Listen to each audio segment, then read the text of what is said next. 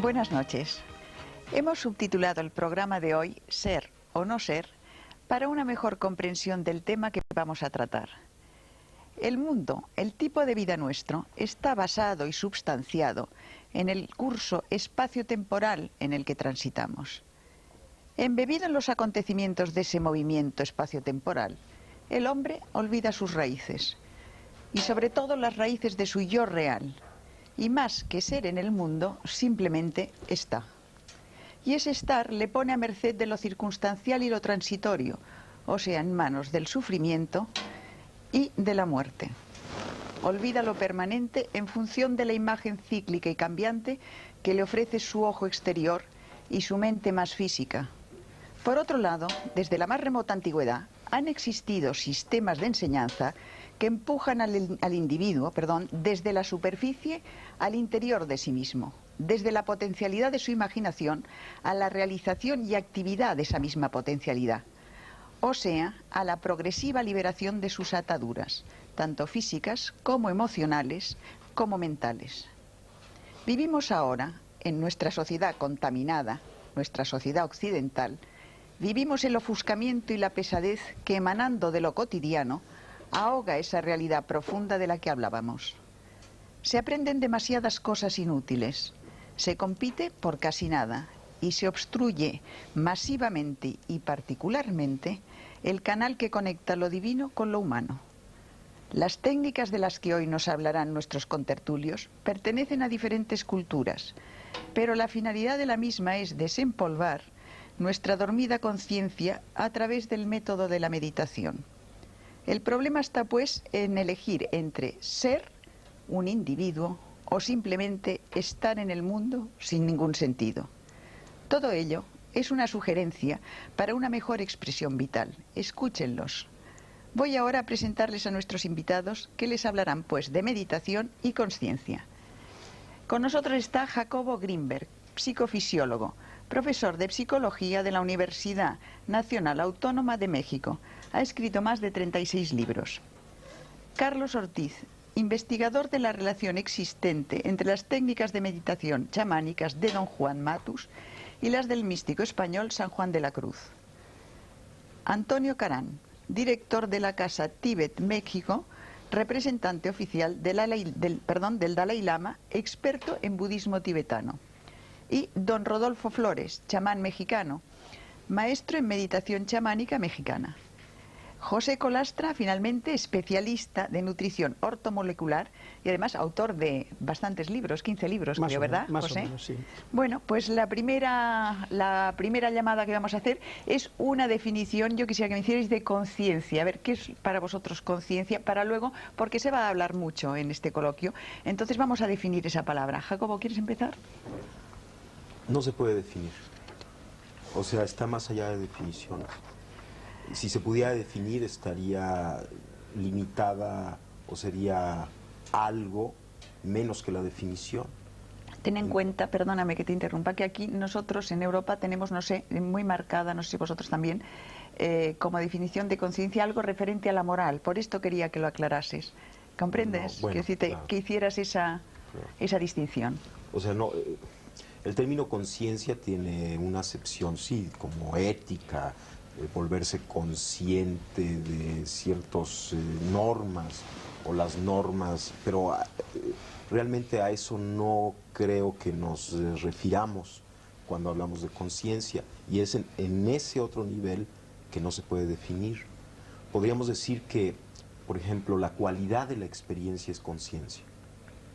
Tú cuando ves una luz, realmente detrás o en el hecho, en la cualidad luminosa, está la conciencia. La luz no existe ni afuera ni adentro. O sea, no existe como un fenómeno físico, como tal como luz. En el espacio lo que existen son una serie de ondas electromagnéticas, cambios fotónicos. Tampoco existe en la actividad cerebral como luz. Como luz, en esa cualidad perceptual, es conciencia. De la misma forma el sonido. O sea, el sonido a nivel de espacio, físicamente no existe sonido. O sea, no existe nada en el universo físico similar al sonido. Lo que llamamos sonido es una cualidad de la conciencia, tal y como la experimentamos. O sea, si tú analizas a nivel físico lo que percibimos como sonido, pues es un conjunto de cambios vibracionales de moléculas de aire, pero no hay sonido ahí, como tampoco existe sonido a nivel físico, fisiológico. O sea, si tú penetras al cerebro y tratas de encontrar el sonido ahí, tampoco existe. Entonces es también una cualidad de la conciencia. De tal forma que la conciencia podría, en este nivel, no de normas éticas, ¿no?, conceptualizarse como lo que está por detrás de cualquier acto perceptual, lo que sostiene la cualidad misma de la experiencia. Esto podría ser. Y existen muchos niveles de la conciencia. He mencionado dos. Digamos, la cualidad perceptual visual, la cualidad sonora, son dos niveles de conciencia, pero existen muchísimos otros niveles de conciencia y todos tienen en común el pertenecer a ese algo que está por debajo de todo, pero no se puede definir. Yo quisiera a partir de ahora que todos interviniesen en el momento que quisiesen sin esperar que yo diese entrada, porque esto es una conversación entre amigos y que cada uno aporte lo que le parezca más conveniente. ¿Seguimos la ronda? Bueno, yo sí creo que Jacobo maneja un concepto muy profundo y muy amplio de la conciencia, ¿verdad? En realidad a mí me ha fascinado el concepto de la conciencia como un factor común que puede definir la evolución, ¿verdad? Porque ahora ya sabemos cómo poder definir la definición, la evolución. Se habla ya de la evolución de la conciencia. ¿Qué es lo que evoluciona la conciencia, ¿no? Claro, en los términos más simples, pues la conciencia es una forma de percibir la realidad. Entonces yo percibo la realidad de una forma y después evoluciono mi conciencia y voy a percibirla de otra manera. Así de simple. Pero ese es un aspecto de la conciencia. La conciencia abarca todo, ¿no? Efectivamente. Es algo muy amplio. Pero sí hay, para definir esa evolución, se hablan de grados de conciencia. Van incrementándose los grados de conciencia, de claridad, de percepción de la realidad, de sentir la realidad, de comprenderla, de entenderla, ¿verdad?, conforme se va evolucionando. Y es algo tan sencillo como decir, bueno, en la infancia nosotros teníamos un nivel de conciencia, ¿no? En la juventud hay otro nivel de conciencia y en la edad adulta hay otro nivel de conciencia. ¿Hay alguien adulto? Ah, una pregunta. Porque creo que debe ser muy difícil en llegar a la edad adulta, ¿eh? No lo digo con sorna, ¿eh? Sí. No, la madurez. Una persona plenamente madura, sí, digamos que sería una persona en un máximo grado de conciencia. Se puede definir así, ¿verdad? Desde el punto de vista budista también esto presenta un problema, en el sentido de que la evolución de la conciencia no tiene fin y no tiene principio. Es un continuum de procesos de percepción como chispas en la realidad que se van gestando momento a momento ad infinitum. Y en ese sentido, en la pregunta que usted hacía con relación a ¿hay alguna vez, en algún momento se es maduro?, es una pregunta que se hace mucho dentro de la tradición budista con referencia al estado último desde nuestro punto de vista de evolución humana, que es la budeidad, ¿no? Sí. Y se dice entonces si la budeidad es ese estado adulto, ese estado en donde se llega a esta maximización de la capacidad correcta de percibir la realidad. Y los budistas, los textos clásicos tibetanos y la tradición oral tibetana, dice que no, que este proceso de budeidad, en el momento en que se lleva a esta completa y pura estado de unificación perceptual, es solamente el principio de otro nuevo proceso. Y cuando se termine ese nuevo proceso, también ese estado de finiquitación de ese proceso, ¿no?, es el principio de otro, ad infinitum. Entonces, cuando hablamos de conciencia, hablamos de un proceso tremendamente complejo y, como bien decía Jacobo, muy difícil de definir, porque depende de a qué nos refiramos con conciencia. La conciencia, por ejemplo, desde el punto de vista tibetano, puede llamarse la conciencia intelectual, por ejemplo, que tiene que ver con todos estos procesos lógicos de raciocinio matemático que todos tenemos y que aprendemos a realizar a través de nuestra experiencia de vida, ¿no? y que tienen por propósito fundamental desglosar la realidad, categorizarla y hacerla familiar.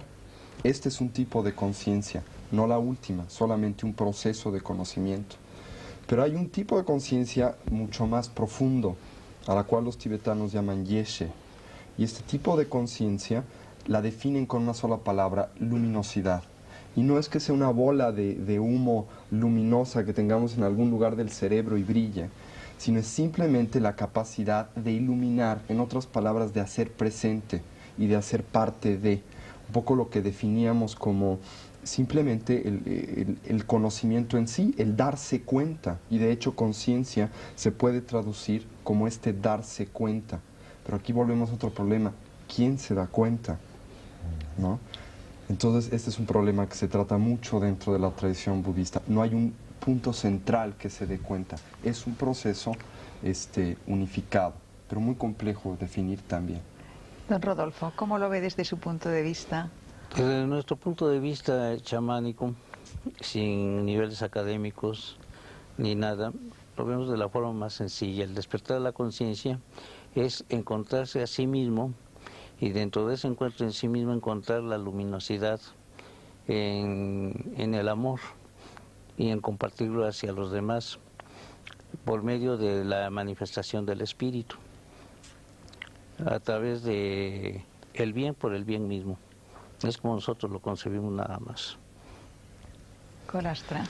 Bueno, es una pregunta bastante... Hemos hecho la primera ronda. Sí, es una pregunta un poco difícil porque tiene dos lecturas: el nivel humano y la posibilidad de que conciencia se pueda describir desde otro nivel. Desde el punto de vista del nivel humano, pienso que el doctor Grimper tiene muchísima razón, porque el término conciencia es muy difícil de definir si lo limitamos exclusivamente a nuestro enfoque, a nuestro nivel.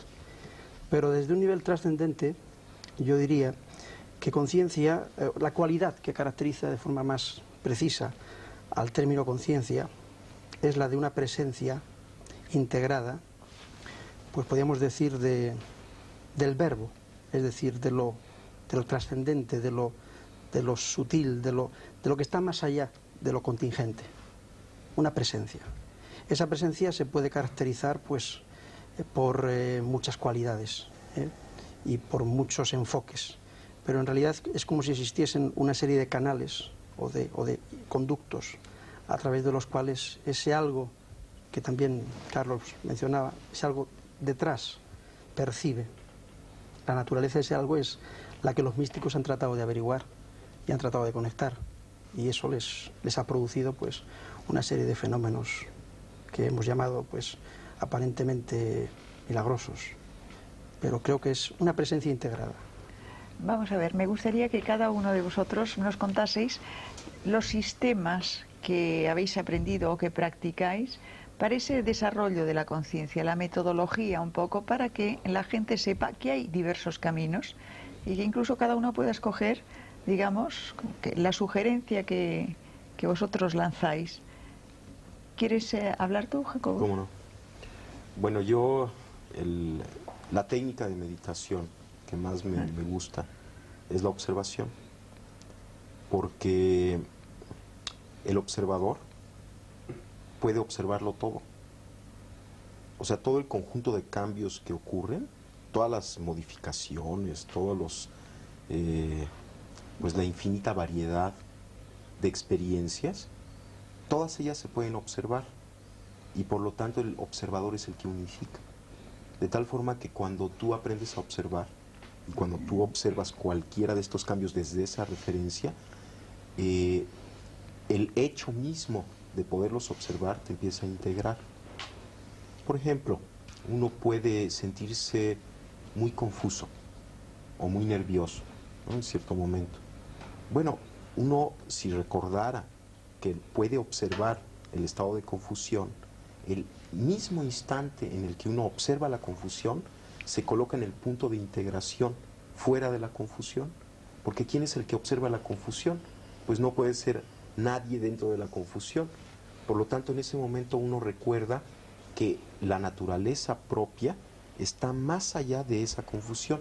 Esto no quiere decir que la confusión no exista o que no esté ocurriendo, está ocurriendo, es un fenómeno que está aconteciendo, pero el observador se encuentra siempre un paso adelante, por así decirlo, de toda la experiencia que está aconteciendo.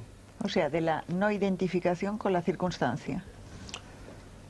Yo creo que es un poco más complejo que la no identificación, porque en cierto momento uno se da cuenta que todo lo que sucede es parte de la identidad. Esto es, parecería como que hay un proceso intermedio de no identificación, en donde la observación es para mí la técnica más extraordinaria, porque, digamos, es como la evidencia fehaciente, clara, de que siempre en nosotros existe algo trascendente, sin ideología. O sea, no necesitas acudir a ninguna ideología, sino que está allí siempre, todo lo puedes observar. Y siempre hay algo que está observando con quien te puedes conectar. Y aquí lo pongo entre comillas semánticas, esto de con quien te puedes conectar. El simple hecho es que lo puedes observar y el observador se coloca fuera del evento. Pero después de integrar todos los eventos, o sea, cuando acompañas tu vida cotidiana de la observación, empieza a suceder algo, empiezas como a encontrarte contigo mismo. Es una técnica, es una herramienta simplemente que te ayuda a unificar, porque por definición el observador es lo que unifica. Entonces, utilizando la observación, incrementas la posibilidad de unificación en ti mismo. Y llega un momento en que simplemente te conectas con la realidad, estás en la realidad. Y en ese momento, toda la discusión acerca de identificación o no identificación ya no existe. Estás más allá de identidades o no identidades.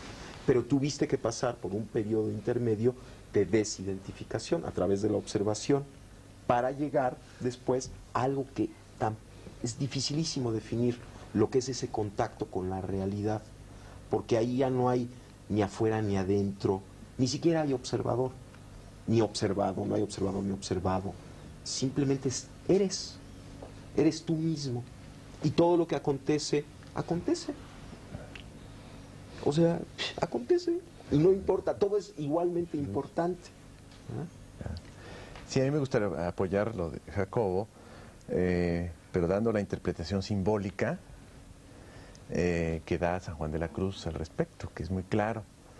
En su famoso poema de la Noche Oscura, habla que el alma sale de sí misma, ¿no? En la oscuridad de la noche, ¿no? Cuando ya la casa está quieta, sosegada, en silencio, ¿no? Es un simbolismo clarísimo de la idea del observador. Por eso es tan importante saber que cuando se está observando a uno mismo, ¿verdad? Está uno en el nivel del alma, hablando del cristianismo, ¿no? En el caso de don Juan Matus, hay esa percepción dividida. Y cuando uno está observándose, ¿verdad? Está uno en una especie de percepción dual, y en uno de los niveles de esa percepción está uno en lo que llama el conocimiento silencioso, o sea, en el nivel del espíritu, ¿no? Y en el otro está en el nivel de la razón, ¿no? O sea, coinciden perfectamente tanto San Juan como don Juan. Y ese es el trabajo de hacer que el alma salga. Durante la meditación se supone que el alma sale, se oscureció el cuerpo, se suspendió el diálogo interno, ¿verdad? Eso ocurre, se supone, durante la meditación. Y la meditación que propone don Juan Matus es, a través de esa suspensión del diálogo interno, como que nos vamos separando hasta que nuestra percepción queda dividida. Y sí considero que es un proceso muy importante de intermedio antes de llegar a algo más avanzado, como lo decía Jacobo, pero creo que el primer paso es desidentificación. De hecho, toda la idea cristiana, todo lo que plantea Jesucristo es una desidentificación, es un desapego. La idea de la renuncia es desidentificarnos de esa involucración que decías muy bien en la introducción, ¿no? ¿Cómo estamos? No somos, sino estamos en un proceso de involucración total con el mundo, ¿no? Entonces tenemos que salir del mundo. Pero no es del mundo digamos, el mundo de todos los días, sino del mundo de acá adentro que hemos introyectado. El mundo de los apegos el mundo exteriores. de los apegos y de las identificaciones. Es del que nos tenemos que salir, el alma tiene que salir, sin ubicarnos. Y a partir de ese trabajo de estar como en una percepción dual constante, entonces vamos a empezar un proceso muy importante, ¿no? Que ya estaba describiendo Jacobo, ¿no? Había un programa de televisión hace muchos años que se llamaba ¿Cómo es, cómo se hace?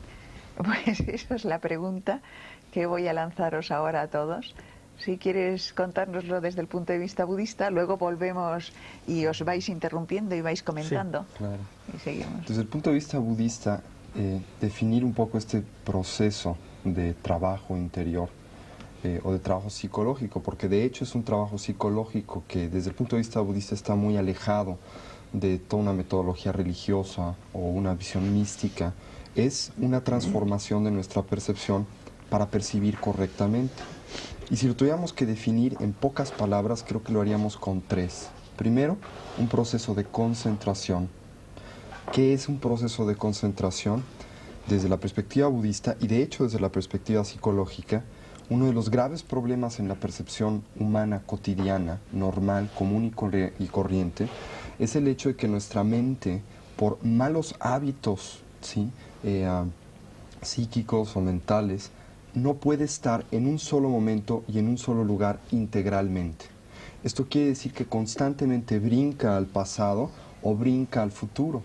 Si nosotros cerramos nuestros ojos un momento y hacemos el experimento, veremos cómo si nos ponemos la idea pera en la cabeza, muy pocos de nosotros podemos permanecer en la idea pera, porque se nos ocurre que hemos dejado la leche en la cocina con el fuego prendido, que mañana tenemos que ir al doctor o al dentista, o que se nos va a hacer tarde para el trabajo, y brincamos, ¿no? Constantemente. No estamos aquí y ahora, que es lo único que existe en la realidad. El primer proceso, este primer proceso que tenemos que integrar dentro de nosotros mismos, que es un poco de lo que hablaba el doctor Greenberg y de lo que hablaba Carlos Ortiz, es primero aquietar al cuerpo, ¿no? Dejar que duerma en esa noche oscura para que el alma pueda salir. Obviamente esto desde el punto de vista budista de que el alma pueda salir es un simbolismo. Nada sale, ¿no? Ni entra tampoco. Este es el primer paso. El segundo paso dentro del sistema o la tecnología budista en este sentido es la apreciación. Una vez que paramos, ¿sí?, esta serie de proyecciones que le hacemos a la realidad y de prejuicios que son el resultado básico de estar en el futuro y en el pasado, de prejuiciar mi realidad o de proyectar en ella fantasías, y específicamente formas fantasiosas de existencia, que son que las cosas las vemos como eternas, independientes y no cambiantes, ¿sí? O tratamos de verlas así, y esto está completamente en contradicción como con las cosas realmente son, transformativas, impermanentes, interrelacionadas, etc. Empezamos a través de esta concentración de ver una sola cosa en un solo momento, a apreciar la realidad. En otras palabras, a ver lo valioso, único y extraordinario que es cada evento de percepción. Poéticamente hablando, el mundo tibetano le llama a esta percepción, a esta apreciación de la realidad, el descubrir la magia de lo ordinario. El hecho de que cada evento, por ordinario, común y corriente que aparente ser, es extraordinario, porque algo vivo y algo real acontece en cada instante y en cada momento. Este es el segundo paso, es este extrapolarse o salirse, que insisto, no es un salirse, sino es un abrirse, es un apreciar la realidad. Y después de esta concentración y de esta apreciación de la realidad, viene el entendimiento de la misma. Y el entendimiento de la misma es la fusión directa, la integración o la síntesis de la percepción con la realidad, más allá de sujeto experimentador y objeto experimentado. Esto no quiere decir que hay un extra, un espíritu en los aires que percibe más allá de esto, sino que desde el punto de vista psicológico lo que sucede es que lo que importa en este momento tan especial de percepción ya no es el observador que se desdobla para percibir y trae a sí mismo la percepción, sino la relación. Deja de importar observador y observando, y lo único que existe e importa es la relación. Un poco lo que veníamos hablando. Este proceso requiere de una tecnología, no viene por sí solo, se tiene que cultivar, porque todos nosotros vivimos en el mundo, primero que nada, como decía Platón, de la doxa y de la opinión, en el mundo de las interpretaciones, de las proyecciones y de los prejuicios, pero también en el mundo de los inventarios. Todo lo metemos a nuestro inventario, todo lo metemos a nuestras categorías y muchas veces dejamos de ver las cosas como son. Y cómo son, ¿sí? Es un problema muy extenso dentro de todo este conjunto de desarrollo de la conciencia. Pero podríamos decir desde el punto de vista algo budista, algo muy, muy sencillo, pero muy bello. ¿Cómo son? Extraordinarias, únicas. Un poco es eso. Don Rodolfo. Pues estoy de acuerdo con las tres personas antes, Jacobo, Carlitos y Marco. Nosotros también llevamos el mismo sistema de la concentración primero para poder llegar a un desarrollo psíquico y poder tener la suficiente capacidad de desligarnos de la vida real, que se le llama aquí, ¿no? Para llegar a la vida interior y poder percibir todo lo que está a nuestro alrededor. Pero las técnicas pues no varían, son las mismas, ¿no? La concentración, la entrega total, ¿no? El desprendimiento de todas las cosas que nos atan aquí, en el aspecto materialista. Pero vamos a ver, nosotros, por ejemplo, si pensamos en una actividad de un budista, nos imaginamos a un señor sentado en la postura del loto, rapado, vestido de amarillo y en una celda de un monasterio o en un templo. ¿Ustedes cómo lo hacen? Nosotros lo hacemos de la forma más sencilla y simple, ¿no? Nosotros podemos hacer nuestra concentración en cualquier lugar, siempre y cuando saneemos primero el ambiente, ¿no? Sanear el ambiente es decir, pues, quitar todo, evitar todo tipo de vibraciones negativas, ¿no? Pero lo único que tenemos que hacer es sentarnos, concentrarnos y recibir esa energía que nos da la capacidad de la percepción o del acecho, como decía aquí Jacobo, ¿no? Creo yo que es de lo más simple, ¿no?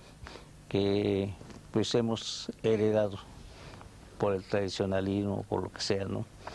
Pero pienso yo que también es la capacidad del individuo en el entregarse, en el darse, ¿no? Para poder recibir eso. Yo quisiera añadir una cosa antes, que creo que es un poco importante en la tradición budista. Nosotros generalmente cuando hablamos de budismo, muchos sí nos imaginamos a gente rapada en un monasterio meditando, ¿no? Esto es una imagen correcta desde cierto punto de vista, puesto que esto hacen los monjes budistas, pero estrecha, porque no es solamente eso lo que hacen.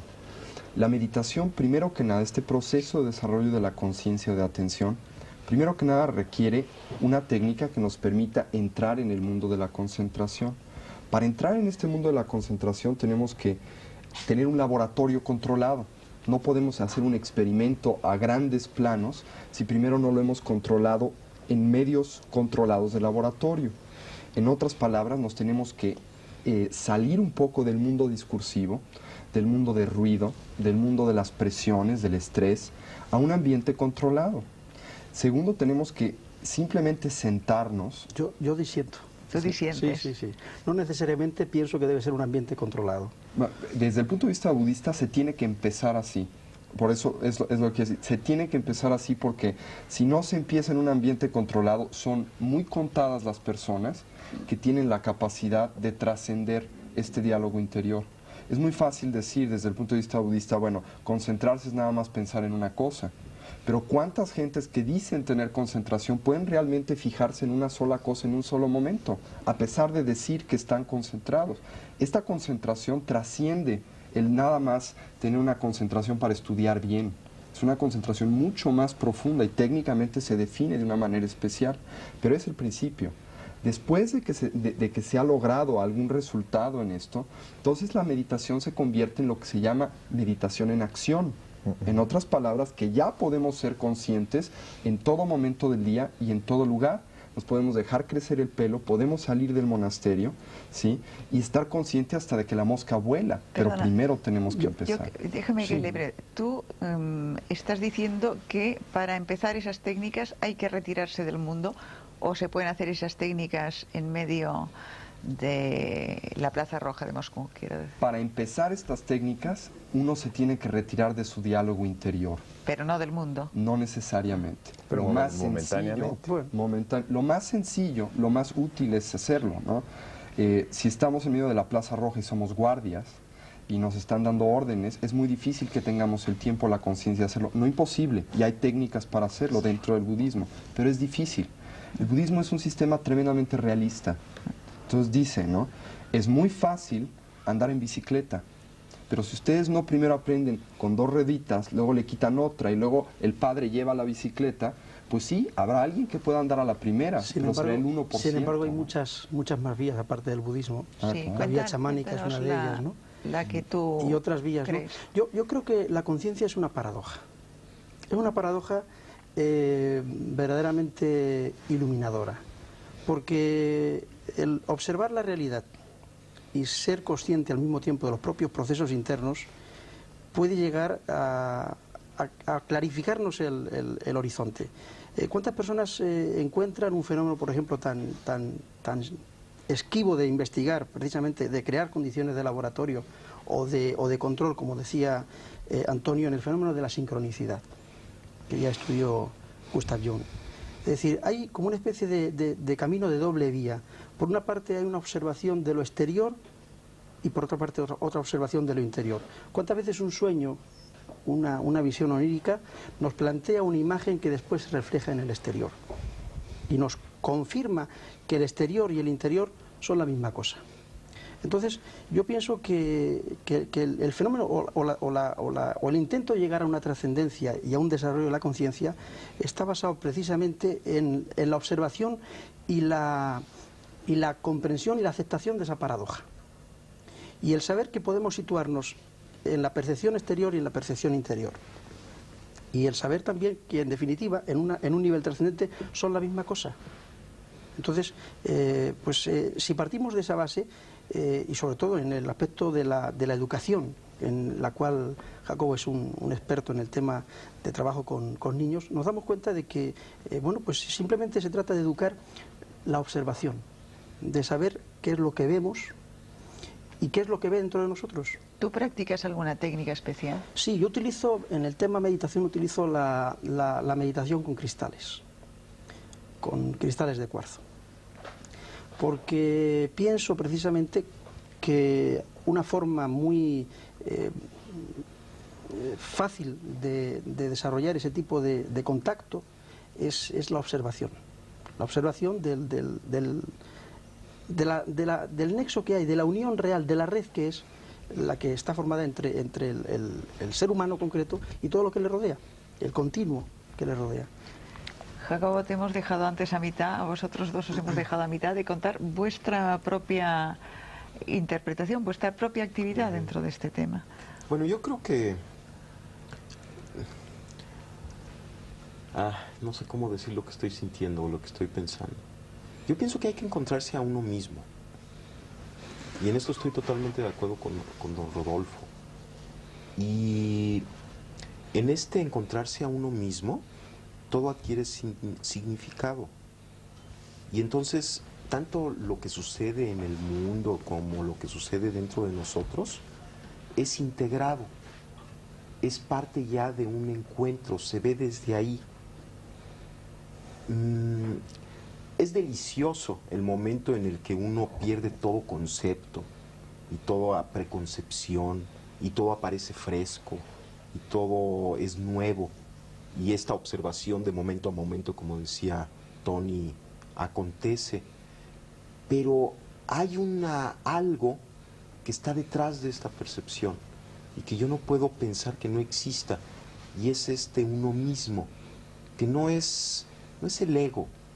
No, es el sí mismo que diría Ibn Arabi o sí, es el los sí místicos mismo, estos. que está más allá de más todos allá, los eventos cambiantes. Es algo que uno tiene que encontrarlo y también es muy difícil definirlo, pero tiene que haber aquello, porque si no hay eso, entonces no hay significado.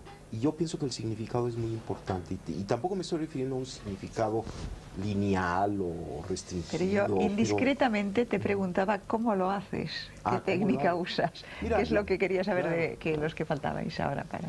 Mira, yo la técnica que Sí. utilizo consiste en una primera fase, te sientas, cierras los ojos y empiezas a observar tu respiración. Empiezas a observar tu respiración y van a aparecer pensamientos, van a aparecer sensaciones, no las reprimes. Por ejemplo, si aparece un pensamiento, pues lo dejas pasar y vuelves a tu respiración. Aparece otro pensamiento, lo dejas pasar, lo observas cómo nace y muere y vuelves a tu respiración. Que por cierto es una técnica común con el budismo, es exactamente lo que se hace en un primer nivel en el budismo, Sí. igual. Esto como que te prepara porque en una primera fase tienes que aprender a concentrarte, tienes que aprender a centrar tu atención, tienes que limpiar tu mente. Y la forma de limpiar la mente no es peleándose en contra de la mente, Exacto. ni es, no la puedes quitar, no hay forma de quitarla. Y si peleas en contra de ella es lo peor que puedes hacer. Porque Constriñirla, entonces que no piense, eso no se puede la hacer. fortaleces, pero tampoco pienso que es malo tener mente. No. Hombre, es necesario tener un entendimiento, es maravilloso, porque sería desastroso quedarnos sin esta Claro. parte. Sí, pero hay que trascender un nivel Claro, de pero esta entendimiento. mente que nos molesta, estos pensamientos repetitivos, yo pienso que sí hay que limpiarlos, y la forma de limpiarlos es aceptarlos, paradójicamente es aceptarlos y dejarlos pasar y dejar que afloren y que afloren y que afloren hasta que llega un momento en el que empiezan a calmarse y entonces uno puede fundirse con la respiración, estar en ese punto. En ese Bueno, instante. esa es una primera fase de la técnica. Una segunda fase consiste en empezar, por ejemplo, a observar tus pensamientos, tu cuerpo, tus sensaciones, unificar tu cuerpo, recorrer tu cuerpo, observar parte por parte, ir sintiendo, aceptando, sin pelearte en contra de tu cuerpo, sin juzgarlo, sin analizarlo, sino simplemente, por ejemplo, después de que estás en esta respiración ya concentrada, empiezas a sentir la parte alta de tu cabeza, las sensaciones táctiles, las sensaciones de la superficie. Después empiezas a sentir cada parte de tu cuerpo, vas como bañándolo, recorriéndolo poco a poco, hasta que llega un momento en que puedes observar tu cuerpo como una unidad. Es como recuperar tu imagen corporal. Entonces observas tu cuerpo, estás de testigo de tu cuerpo al mismo tiempo que sintiéndolo. Cuando logras hacer esto, el budismo, porque es una técnica budista, se llama vipassana, es una forma muy extraordinaria de curarse, de limpiarse, además de colocarse en el punto de observación en donde puedes percibir todo tu cuerpo como una unidad, estás aceptando todo lo que sucede ahí, pero estás en una posición trascendente con respecto al mismo. Exactamente.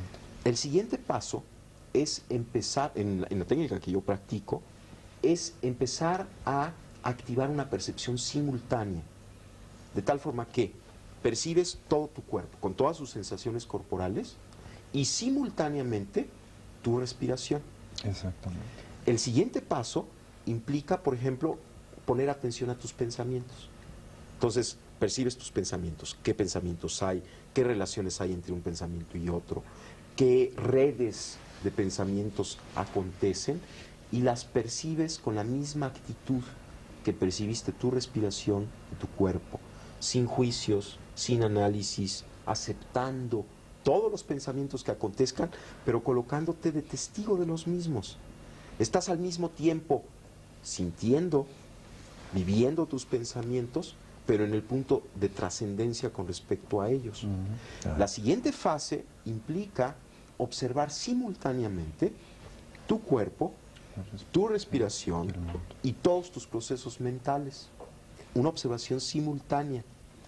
Bueno, una vez que acabas esto, que puedes realizar esta observación simultánea, empiezas a poner atención a tus emociones.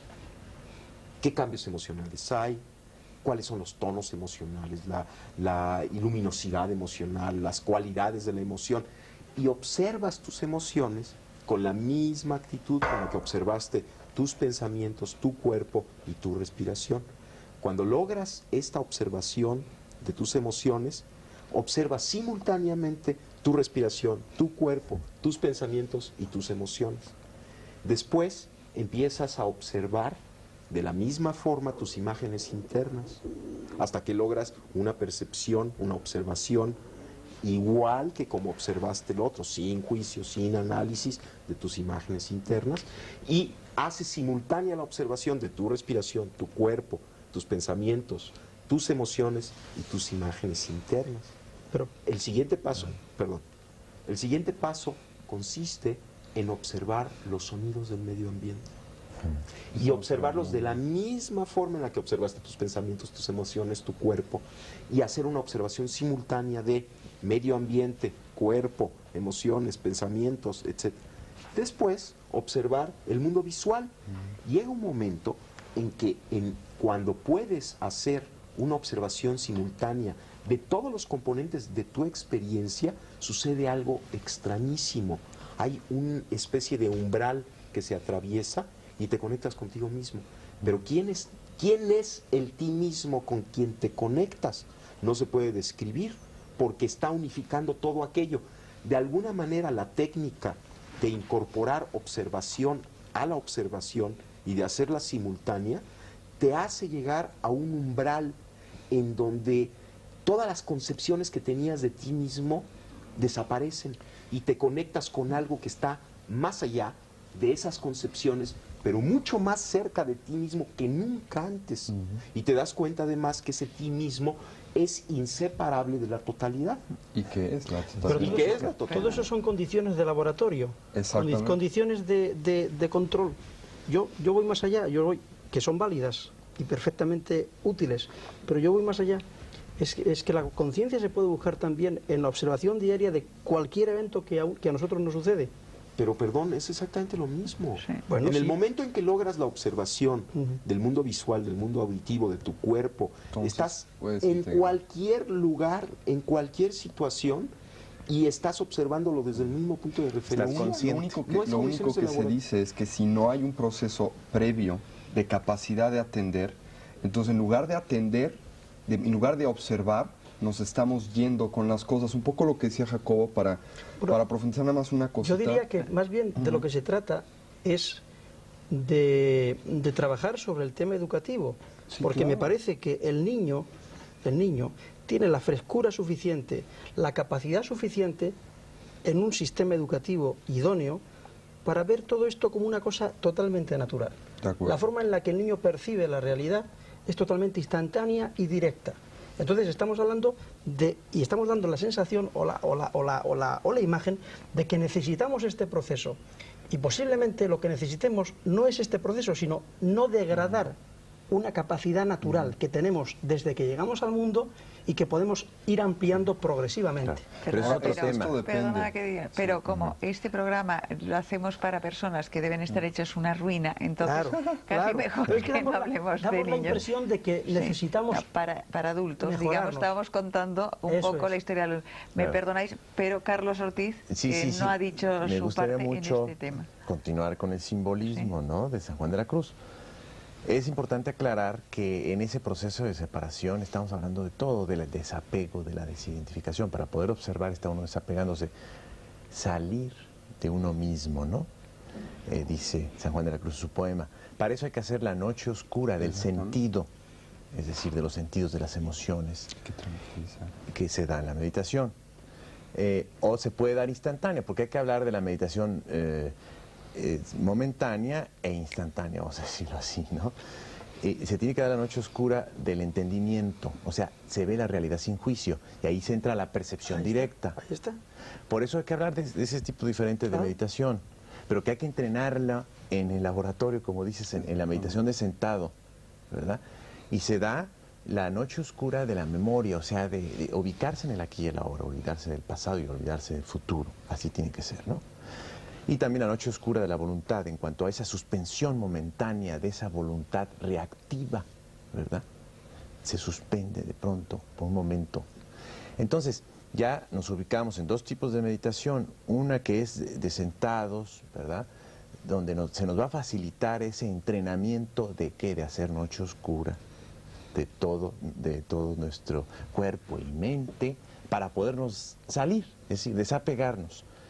Con ese entrenamiento ya podemos ir a la realidad con los ojos abiertos, ¿verdad? Y estar practicando esa observación de silenciarnos, ¿no? Instantáneamente y ver el mundo, ¿no? Ahora, Don Rodolfo, yo quería preguntarle, ¿tiene usted más facilidad que la gente que estamos educados en esta vorágine occidental e intelectual, digamos, que el resto? Usted y personas como usted. Bueno, en el aspecto de la meditación no lo hacemos nosotros tan complicado ni nada, ¿no? Es una forma sencilla y natural. Perdone, pero es que a lo mejor usted no lo necesita. Es que hay un fin en el que sigue el chamán, desde un principio, ¿no? El chamán piensa en el aspecto de nosotros, ¿por qué quiero ser chamán? ¿Por qué quiero conocer esto? ¿Para qué lo quiero? ¿Para qué lo necesito, no? Entonces viene el desprendimiento del ego, o sea, lo necesito y lo quiero para servir a los demás, para darles a los demás, para participar en la vida activa de la sociedad, pero inculcando una nueva idea de la desintegración del materialismo. ¿Pero solo con este fin o va más allá? El fin también de llegar a la evolución, el fin de alcanzar mayores niveles de conciencia, el acercamiento, por decirlo, a Dios, ¿no? De llegar hacia Dios. El chamán en México se basa mucho sobre la filosofía o la doctrina del Maestro Jesús de Nazaret, ¿no? Amar al prójimo como a ti mismo. Entonces seguimos todos los principios de ello. Si vamos a hacer una cosa, la vamos a hacer con todo el amor debido para que salga bien. Si no tenemos esa capacidad de amor, pues no podríamos hacer nada. Si lo hiciéramos por el dinero, lo hiciéramos por los obsequios, o lo hiciéramos por todo ese tipo de cosas, o porque se nos corresponda con agradecimiento y todas esas cosas, pues no sería seguir esa enseñanza. Entonces lo hacemos con el fin de alcanzar el tesoro propio de la satisfacción de dar por dar. ¿Son ustedes capaces de acelerar la práctica de otra persona? Pues todo depende también de la persona que quiera recibir este tipo de enseñanza, ¿no? Pudiéramos decirle. Ninguno de nosotros somos maestros. Todos siempre estamos aprendiendo de todos. Yo estoy aprendiendo mucho de ellos. Pero en diferentes grados. Pues digo, siempre yo me considero siempre un discípulo de todos mis amigos, de todas las personas con las que trato. Él ha tocado un tema importantísimo que no podemos que no podemos soslayar, es el tema del amor. Hablamos de conciencia, pero conciencia sin amor o con amor. Es que si no hay amor, si nos limitamos solamente a definir la conciencia como una cualidad perceptual o como una cualidad de testimonio atestiguadora, estamos dejando atrás o estamos olvidándonos de algo que es fundamental. es que la verdadera conciencia requiere amor. O sea, desde el punto de vista budista, cuando hablamos de amor, hablamos de la motivación. ¿Qué es lo que motiva al guerrero espiritual, al bodhisattva, ¿no?, a actuar en el mundo? Lo motiva el poderse relacionar con él.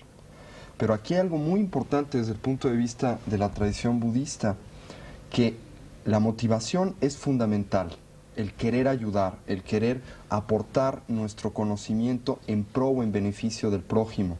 Esto es fundamental. Pero otro de los temas muy, muy importantes que tenemos que tocar es que no es suficiente el querer ayudar, hay que saber ayudar, porque si no, lo único que vamos a hacer es contribuir con nuestro caos personal al mundo. O sea, mucha gente quiere ayudar, pero muchas veces interpretamos ayudar como el imponer nuestros sistemas, nuestras resoluciones, nuestras soluciones al prójimo, cuando pueden ser completamente erróneas para él. Y esto es muy importante. Por eso la conciencia, como decía José, es fundamental para el amor. Y el amor es fundamental para la conciencia. O sea, hay que conocer para amar. Hay que conocer para amar y hay que amar para conocer. Y este amar para conocer es lo que el budismo narra en el hecho de que nuestra realidad no existe como cosas, entidades, sustancias o eventos aislados, sino que todo en la realidad está interconectado. Esto es obvio, no es descubrir el hilo negro, es el hecho de que si estamos aquí es porque hay unas cámaras, unos operadores de las cámaras, hay un auditorio, está usted que conduce el programa, en fin, hay miles de casos y circunstancias que hacen posible el hecho de que las personas que nos están viendo nos puedan ver. Entonces, lo que yo hago en este estudio afecta a millones de personas, pero al mismo tiempo lo que ellos piensan de este programa afecta a este programa, ¿no?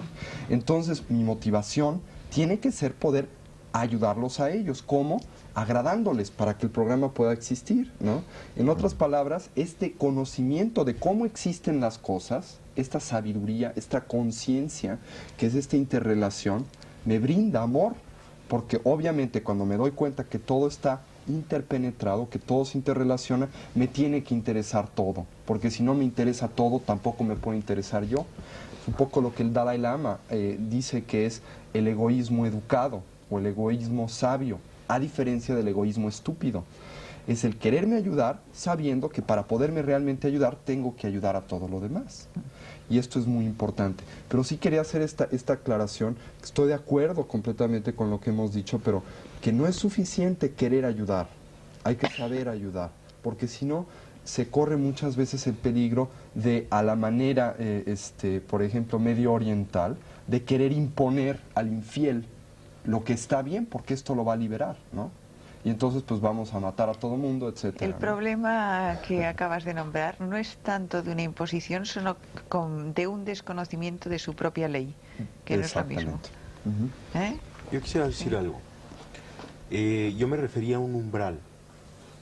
En esta observación simultánea tiene toda una base o explicación fisiológica este umbral, y es algo muy espectacular el llegar a él, porque cuando se llega a él hay un cambio en el sentido de que ya no se quiere, y aquí un poquito difiero de lo que acaban de decir mis compañeros, ya no se quiere ayudar o no ayudar, ya no se acompaña la conciencia del amor, sino que se vuelve lo mismo.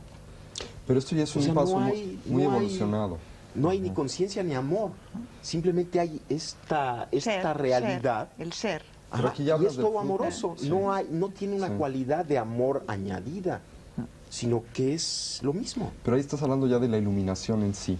Antes de la iluminación, para partir y poder llegar a este proceso, tiene que haber la conciencia de amor. Yo creo que nos hemos dejado, perdóname, a Carlos Ortiz, que no nos ha acabado de contar exactamente cuál era su técnica y su método, que eso sí también más nos o menos le he interesa. dicho, en pocas palabras, la noche oscura de San Juan de la Cruz, la noche activa, ¿verdad? La noche activa, es suspender el diálogo interno. Simplemente suspender el diálogo interno, suspensión de procesos intelectuales, incluso emocionales, ¿no? Y si suspendemos el diálogo interno, digamos como que nos vamos separando, vamos a tratar de explicarlo, ¿no? En cualquier sitio, en cualquier momento, De todo. o se necesita un lugar específico, como decía antes Tony. El hacerlo en un lugar específico va a reforzar esa posibilidad. Pero hay que comprender que lo importante es ya sacarlo a la acción, ¿no? A veces se olvida eso. Ocurre mucho que se mediten sentado, pero después el diálogo interno empieza. Entonces, eso va a reforzar a la clave de todo, que es suspender el diálogo interno. Entonces, en la vida salimos a suspender, a parar el mundo, porque es tan difícil suspender el diálogo interno, que es parar todo un mundo, es parar todo nuestro mundo que traemos aquí. Y se va dando, curiosamente, ese proceso como de separación conforme vamos suspendiendo el diálogo interno, hasta que vamos quedando separados. Es decir, ya después estamos ya observando. Al observar, paramos el diálogo interno, hacemos noche oscura, ¿no? Y hasta que ya nos quedamos en los dos, por decirlo de alguna manera. ¿Qué significa eso? En el momento en que uno ya está trabajando la meditación constantemente y está consciente de todo lo que está ocurriendo. ¿Qué ocurre allí? Ya desde que empiezo a suspender el mundo, el diálogo interno, esa mecanicidad de nuestros pensamientos y nuestras acciones, se empieza el ver. que es la contemplación en el místico.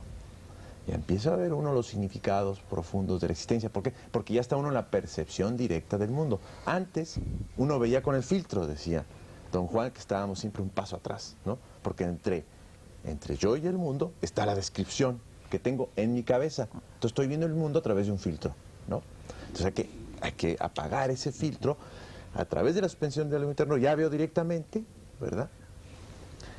Hay la percepción directa y ya estoy como dividido, lo cual me va a llevar a la larga a un proceso impresionante que me va a permitir ir conciliando los opuestos de la vida.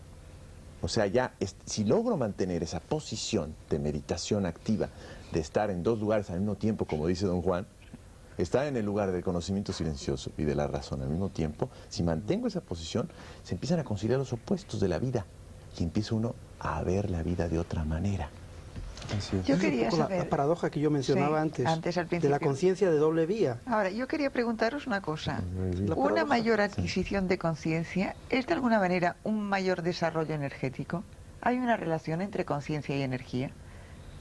¿El proceso de aprendizaje genera una mayor energía en el individuo o un mayor despliegue? ¿Y hay una relación Pero ¿desde qué punto de vista quieres? energético, Desde el punto de vista fisiológico, por ejemplo. biológico? Bueno, si el desarrollo de la conciencia implica una expansión de la misma, como parece ser que lo implica, Bien, ¿no? Y por lo tanto, evidente.